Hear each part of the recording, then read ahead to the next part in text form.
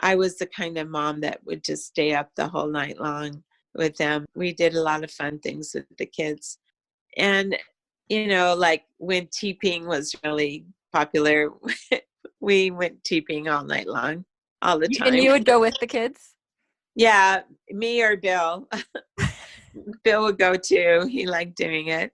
And we would take them all. And then we would run around and do whatever. This is the How She Moms podcast with Whitney Archibald.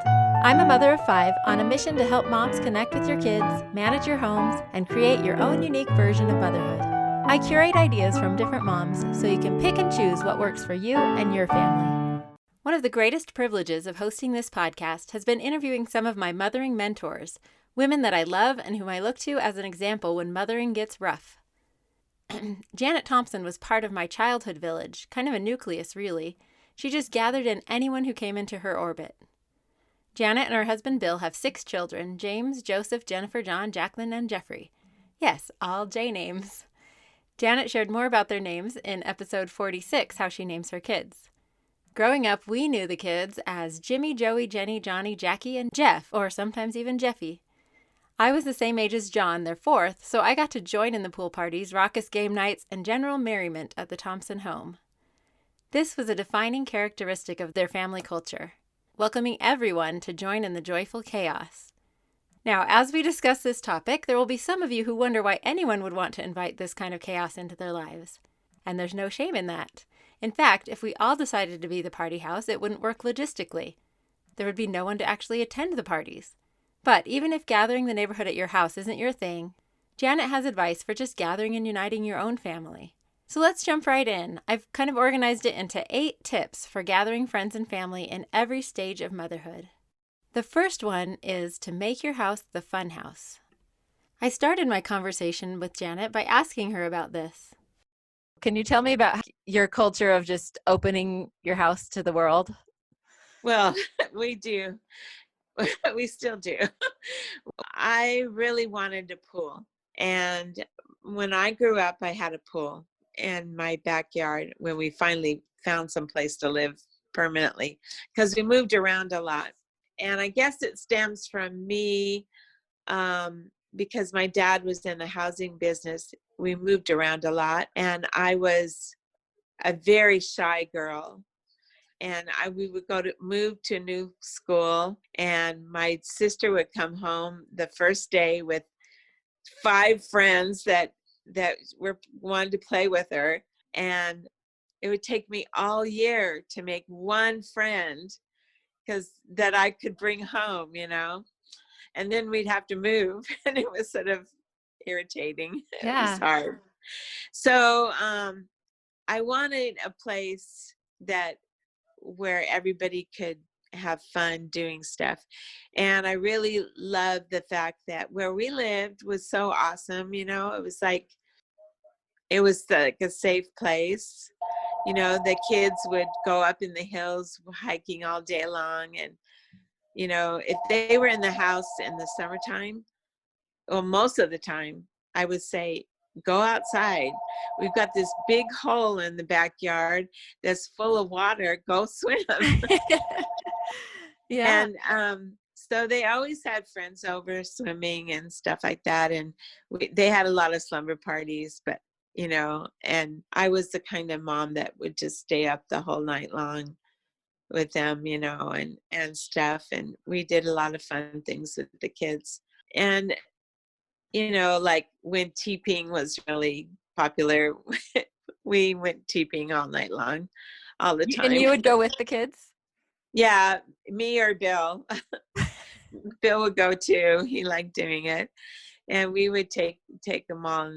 And then didn't have seatbelt issues.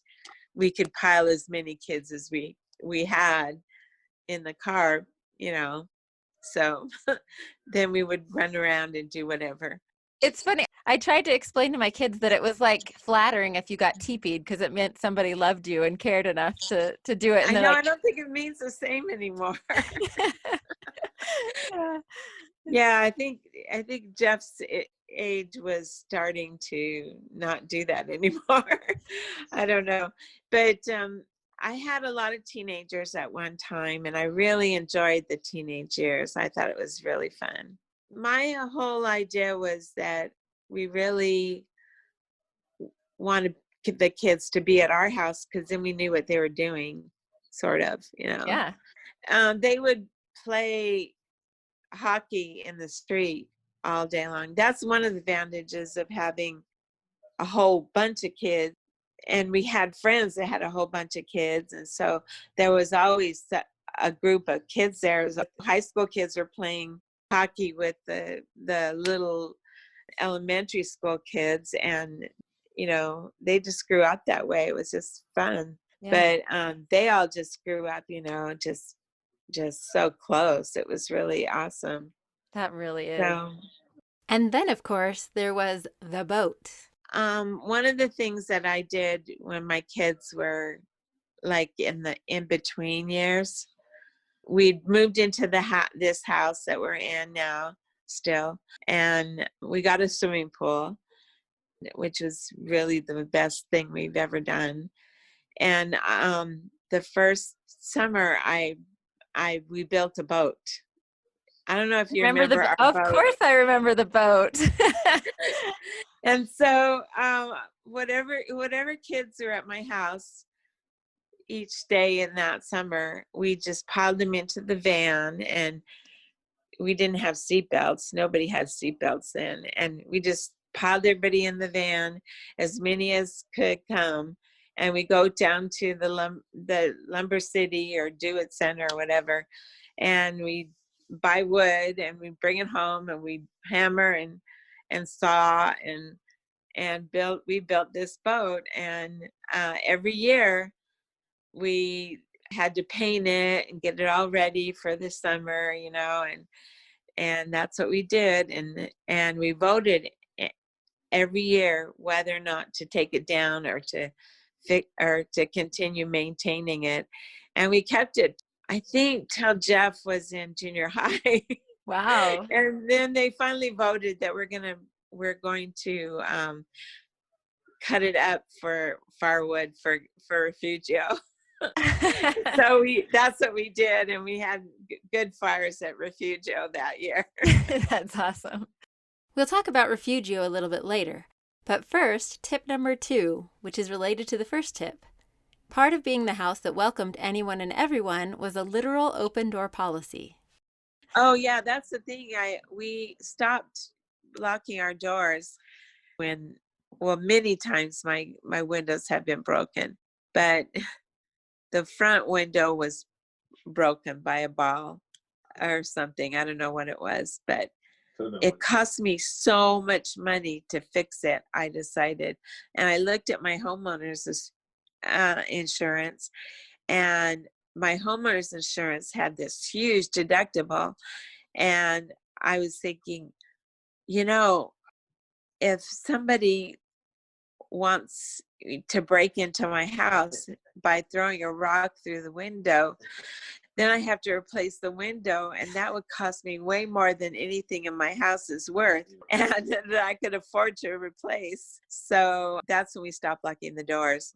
And then that was when our kids started being teenagers and coming home at all different times. And when we weren't home, they would come home. And so I decided we're just not going to lock the doors. So I locked the doors when I was home alone and Bill was gone someplace, and that's when I would lock the doors. But most of the time I never lock the doors except at night. And sometimes I don't even do that then. But we always had an open door policy, so anybody could come in, you know, and whatever they needed and stuff. So Yeah, well, that was my first thought when I started remembering being part of that group of children, you know, is that it was always like I knew I was always invited. I can always come on over. So. Well, it's true, and I was glad that we developed that thing, you know. It was nice. It was good for my kids and good for me. Yeah, and for all the neighbors. Of course, you probably want to lock your doors now and then, but the principle is so great, being a place where anyone can land. And those relationships with the neighborhood kids have lasted. They've just changed a little bit. Now that I'm at this stage in life, we're all just friends now. It's really cool. Yeah. So that's really interesting. We all love each other like friends more. The next tip is something we could generally learn from anyone in the generation before us, but maybe most particularly Janet. Relax. The kids are going to be fine, especially since we now use seatbelts in car seats. This may seem off topic a little bit, but a big part of gathering in a lot of people, particularly kids, is giving up some control, lowering your chaos threshold, and giving your kids and their friends some freedom. We were not as much so worried about our kids. Like, I don't think we worried about our kids getting hurt or getting sick, or we just let them go. Our boys all had BB guns, and everybody had a BB gun, and so they would all go out in the hills, together with their BB guns. There were a few incidents that were sort of scary, but but they all survived. Yep. Yep, somehow. This is probably a good time for another little tangent, some general ruminations about then versus now. So many things have happened. Jackie one time said to me, "Mom, why did you never put sunscreen on us?" And I'm going, because there wasn't any sunscreen. We didn't have sunscreen. We had baby oil and Bain de Soleil. We had stuff that will fry you. We never had, we didn't even know about it. It wasn't like common, like now. We didn't have microwaves until probably the middle of my child rearing days. And there's so many things that we didn't have, and that they're so lucky that they have. We didn't have the internet. If we wanted to find out something, we had to go to the library and try to find a book on something. It wasn't at our fingertips. So they're so much luckier today in a way, and in another way I think they're not as lucky. Yeah, I know. They know too much. It's true. And also you can get, your curiosity can get kind of lazy if it's so easy to get information, right? Oh yeah, and not all the information is correct. I feel That's like true too. I feel like young moms, especially, and teenage girls, the pressures that they put on themselves because of the social media and stuff, it's just is scary. I feel so bad for them. And I feel like they also are slaves to it. Like, I use my phone like a resource. So like if I want to know something, it's a tool. It's like my calendar, it's my email. I love texting. Is great because you don't have to talk to people if you don't want to. You can just text them. But that could be good and bad. But I use it as a tool. I don't immediately respond to everything I see, and I don't have to see everything at the minute that notification bell rings. Right. I don't have to do that. So I see my daughters and my daughters-in-law and my sons. We'll be together at a family outing, and I take pictures of them doing this all the time. That's what I use my phone for. And I take pictures of them all sitting on the couch together. They're all sitting together, like not even inches apart, all on top of each other almost. And they're all adults and teenagers, and they all have their phone and their faces in their phone. And it happens like so much. It just makes me frustrated. Yeah, because you finally got them all together that you've been anticipating, and then they're alone together, right? Right. It's really funny. It's like, and they find a way, they find a way to be together doing that. But it's not all together because only the person next to you can see your phone and Right. stuff. Okay, so with all those kids, plus all the neighborhood kids that went in and out, you might be wondering, what about feeding all those people? Janet's strategy was just to keep it simple, and much like the last tip, relax. The kids don't need or even want gourmet meals. But number one, I taught them, I got this from somebody. Oh, it's a book. This lady wrote a book called Families Are Forever If I Can Just Get Through Today. And Perfect. she had 4 kids under the age of 5. And she had a really bad pregnancy and she had to be bedridden. And so she had these little kids that, number one, had to take care of themselves. Number two, had to take care of little brothers and sisters. And one of the first things she did was teach them how to feed themselves. So peanut butter and jelly sandwiches, that was the staple. And I went, oh, that is so easy. That's what they feed these kids in Africa when they're malnourished. They give them peanut butter. And so I went, yeah, I'll teach them how to do that. So I taught them how to do some things. And so they were able to get their own peanut butter and jelly sandwiches. And that's what we ate a lot of, did breakfast, lunch, and dinner of peanut butter and jelly sandwiches. The one thing that I thought was pretty interesting was my nephews came to visit and they were like 10 and 11, and they were fascinated with the fact that their cousins knew how to make sandwiches. Huh. And it was like, where what where have you got your sandwiches up until now? And they go, oh, our mom always does it. I went, oh my gosh, that's because she only had 2. Right. Oh, that's so true.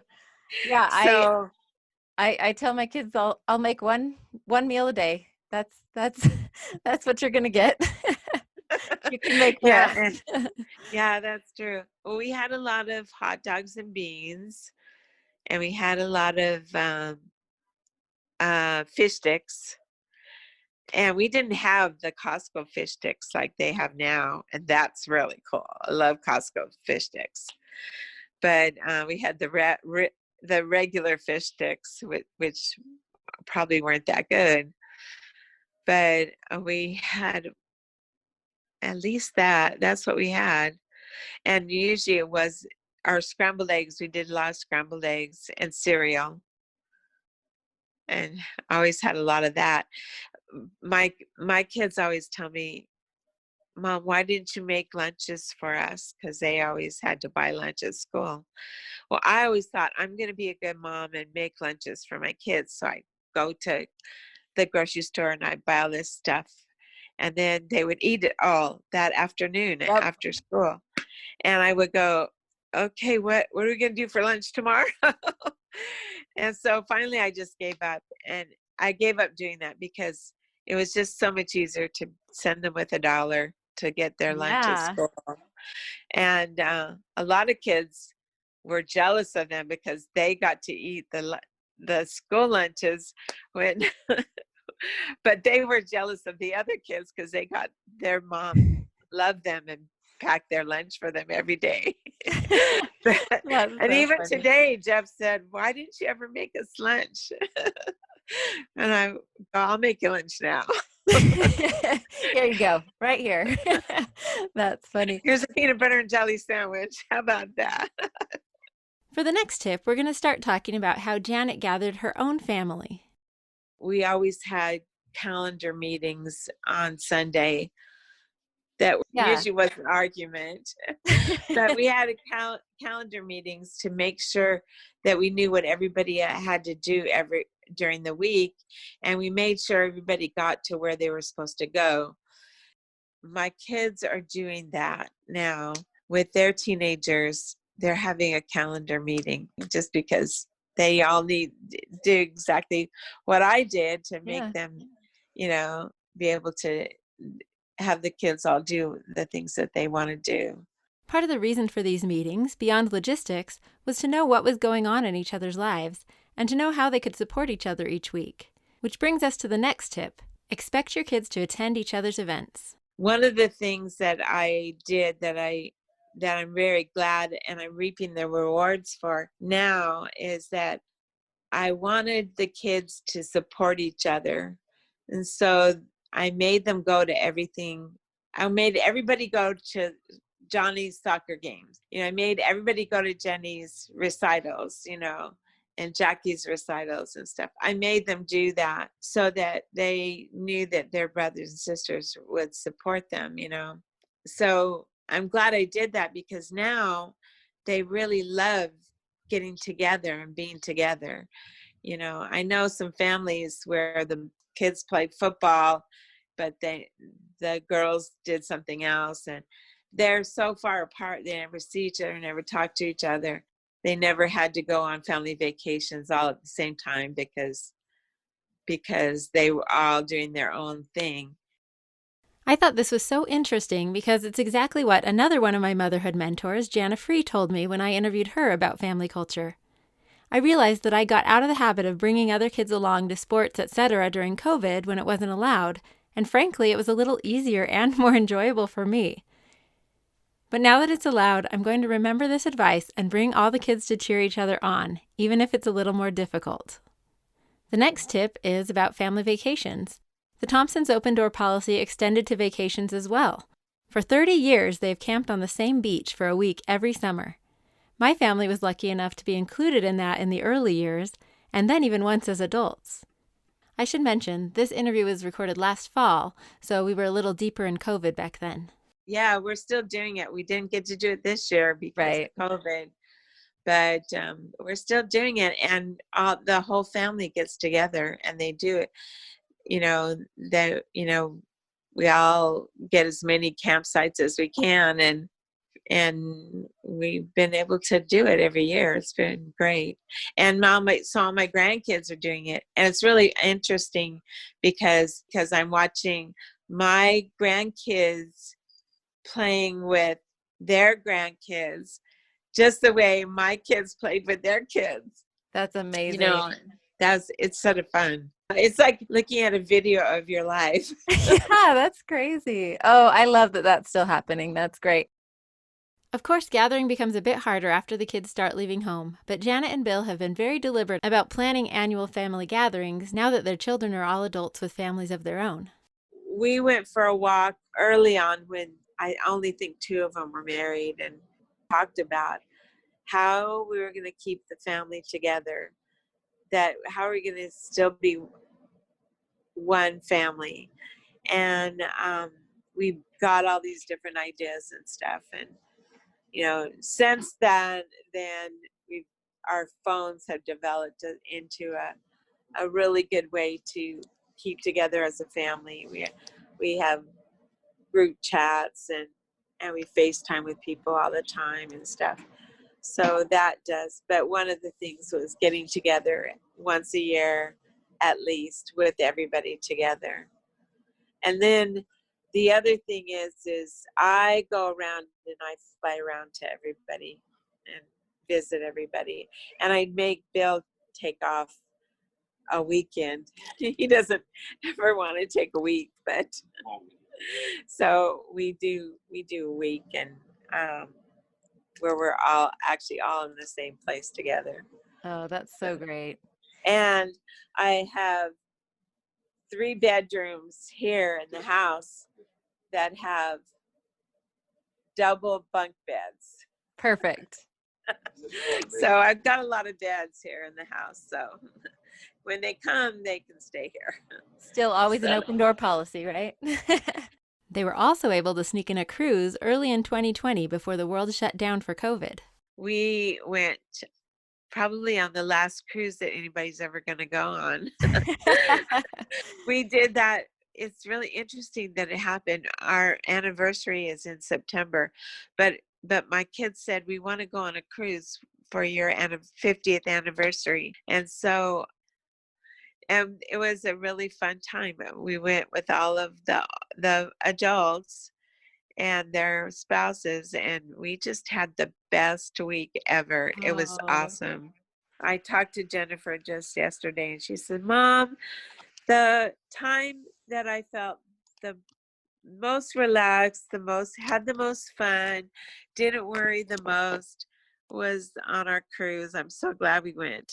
Oh, that's so So great. that was really cool. The thing is, so many people have lost it, you Yeah. know.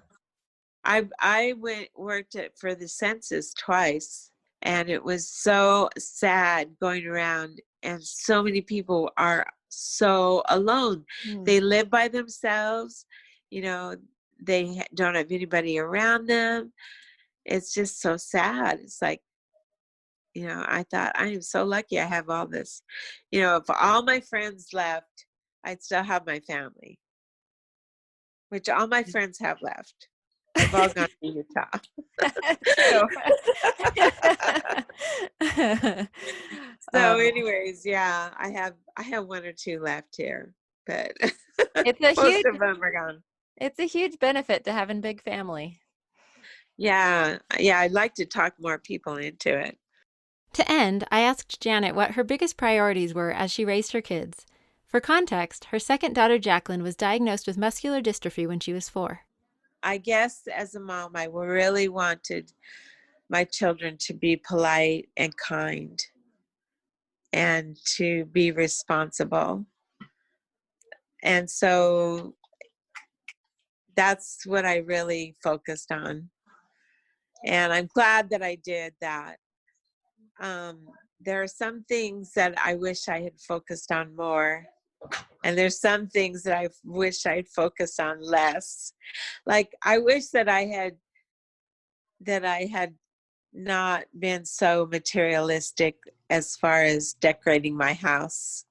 I wanted my house for years to be like all these really cool people, and I realized that's not really wasn't really important in the scheme of things, and so um, that was one thing I wish I had done. I wish I had been more like I was very into the scriptures, but I had a hard time getting my kids to do scriptures and stuff with us. And Yeah. one of the things that I thought was important was to instill in them the idea that they could be anything they wanted to be and they could do anything they wanted to do. So for Jacqueline, I never treated her like she was handicapped in any way. I always treated her, she had a bicycle, she never had a room downstairs. She always had her room was upstairs, and it was really hard for her many times, I think, because she'd be in the middle of all these girls that could do anything and she wanted to, but she couldn't. But for the most part, you know, she did a lot of things that she wouldn't have been able to do if she Yeah. didn't understand that she could do it. It's like I'm so proud of her that she went study abroad in Mexico, and she was the leader of her group of girls that went down to Mexico and just rode the city buses and you know taught English and did all these things. She was in charge of them. It's pretty amazing. It really is. And they were all scared, and she was like, "Come on, let's just do this." And so I was proud of her that she did that. I was proud of her she went to Paris by herself to visit Jim when he was over there. And then she just decided she wanted to drive a stick shift, and so she bought a car that was she had a stick shift, and she drove that for years. And then she went to London by herself.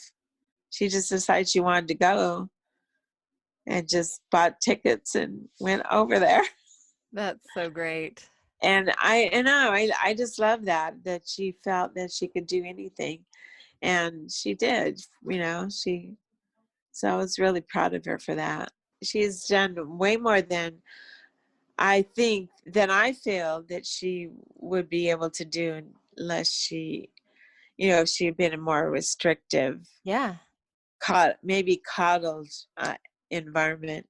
She just was always right in there with the boys and doing what they did and stuff. Well, I love that you just did what you instinctually knew she needed.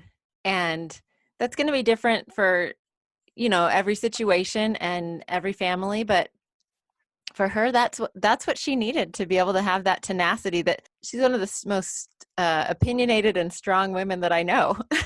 Oh, she is. And that's probably because of her personality, Right. but also because she had these 3 older brothers and 1 younger brother that were just horrible. They were horrible, like they would play hockey in the downstairs bedroom, and they would make her be goalie. So she'd have to be goalie, and they were hawking pucks at her, and stuff. And it's like, oh man, you had to be really, really strong for that. She used to, at dinner time, she used to want to get all the food on her plate before they got theirs, because she was sure she wasn't going to get enough. You can actually hear from Jackie herself on this podcast. She talks about how she homeschools her daughter on episode 35, How She COVID Schools, which is also applicable to homeschooling in general. And she talks about her transition to motherhood in episode 53, How She Transitions to Motherhood Identity. I'll have to complete the trend of interviewing their family by talking to Jenny, too, who's also an amazing mom and used to babysit me once upon a time. I hope you can feel Janet's warmth and acceptance on this episode. Even if you don't adopt any of her great tips, just incorporating that value of being a gatherer and showing love to everyone around you will make the world a better place.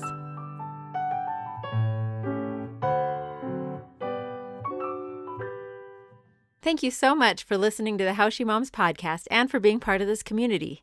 There are so many other ways for you to connect and hopefully also contribute. I share tips and ideas regularly on Instagram and Facebook at How She Moms, and we also have a Facebook group that you can join, which is the main place for more philosophical discussions about the ideas I'll be discussing on future episodes of the podcast.